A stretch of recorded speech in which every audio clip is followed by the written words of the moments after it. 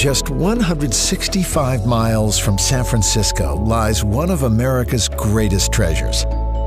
Yosemite National Park sits on the western slopes of California's Sierra Nevada mountains. It also occupies a special place in the nation's soul.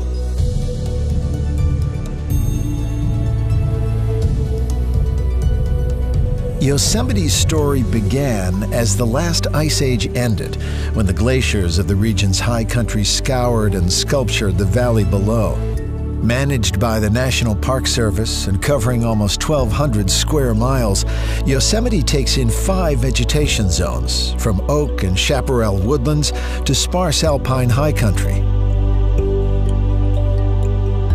Of the 4 million visitors who come each year, most spend their time in Yosemite Valley, which is open year-round. At only 8 miles long and 1 mile wide, this valley packs in more jaw-dropping scenery than just about any other place on Earth.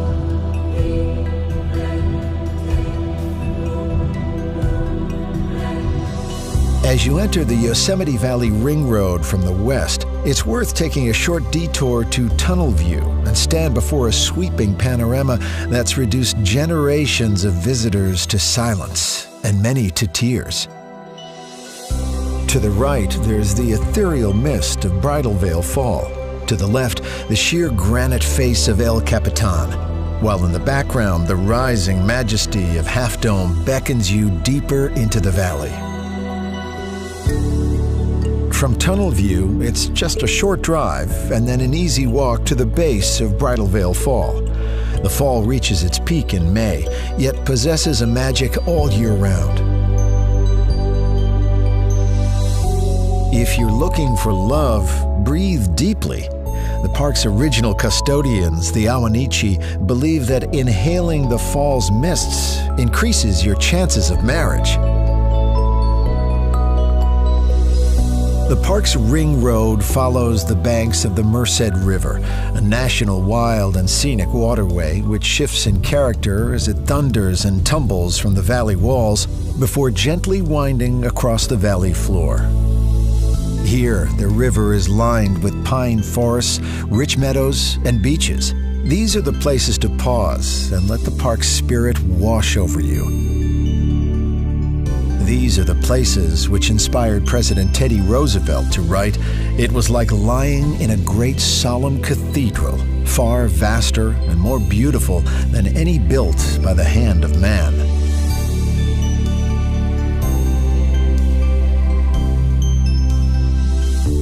The Yosemite Valley Ring Road is dotted with trailheads that lead off into 800 miles of hiking trails.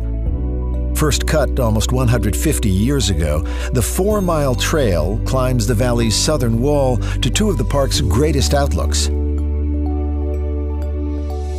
At Glacier Point, gaze down into the entire valley and away into the distant high country.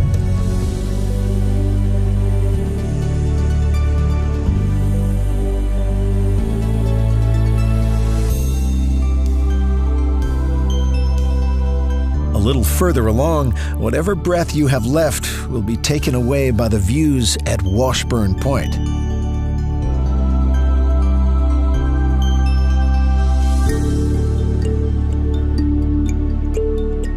If you're pressed for time, you can also access these outlooks by car or tour bus via Glacier Point Road, which is open between May and November.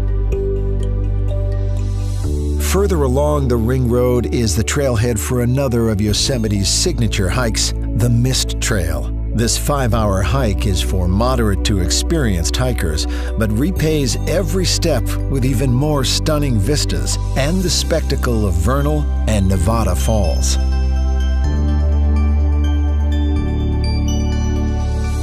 The Mist Trail links up with the John Muir Trail, named after the grandfather of America's national park system.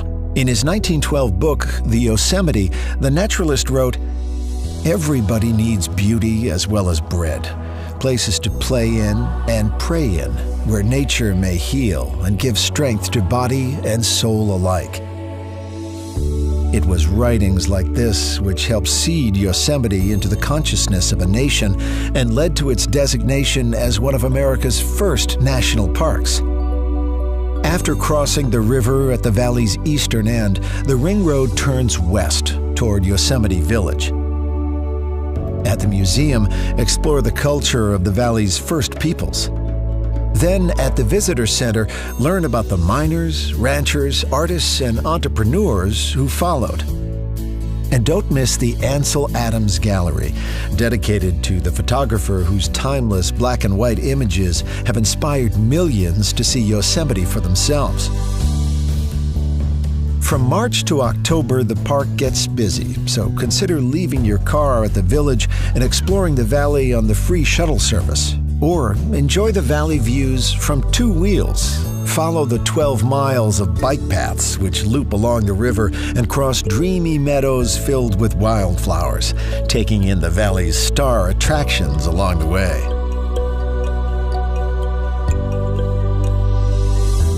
For thousands of years, the Awanichi had villages throughout this fertile valley floor, but it was here at the base of Yosemite Falls where their great chief resided.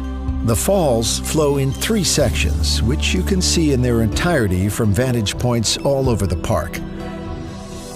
But nothing compares to taking the 1-hour hike to feel the full force of lower falls, or spending the day climbing all the way to the upper falls.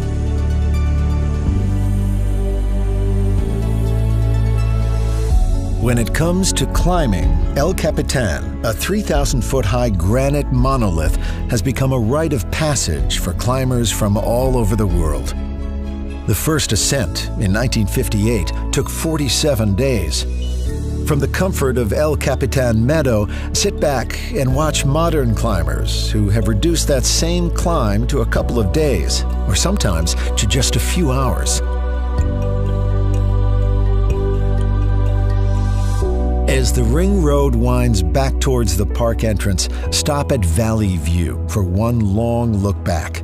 But there's no need to feel heavy-hearted because there's so much more of Yosemite to discover just up the road. To the north of Yosemite Valley climbs one of the USA's most scenic highways. Tioga Road is impassable between October and May, but as the snow clears, the road reemerges, rising into the rugged Sierra Nevada high country. Pull over and fill your lungs with cool alpine air at Olmsted Point. Refresh yourself by the pure waters of Tenaya Lake, named in honor of Yosemite's last great chieftain. Then follow the road further to Tuamni Meadow, the traditional summer hunting grounds of the Awanichi. Today, this subalpine meadow is the perfect place to stock up on serenity or to pick up one of the many trails that lead to further alpine adventures. One of the shortest but most rewarding trails leads to Lembert Dome, named after one of the park's earliest settlers. From its high country to its waterfalls, from its towering sequoia to its valley meadows, Yosemite is an American story unlike any other. It is a place where a nation returns again and again through the best and worst of times to breathe, to be inspired, and just be. For this is a place, John Muir once wrote, that is far easier to feel than to explain. This is a place to wash the spirit clean.